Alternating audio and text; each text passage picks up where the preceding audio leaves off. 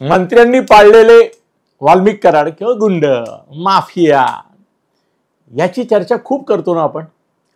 माझा निरीक्षण आहे, आता मी असं बघतोय की पूर्वी मंत्री गुंडांना पाळायचे, आता काही मंत्र्यांना गुंडांनी पाळलेलं आहे.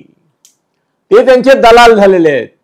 ते त्यांच्या जिल्ह्यातली, एरियातली, मतदारसंघातली कामं घेऊन येतात आणि मंत्र्यांकडून इथे सही करा साहेब असं सांगून सह्या करून घेतात त्यांच्याकडून. त्यांची वर्चस्व, दहशत मंत्र्यांवर जास्त आहे.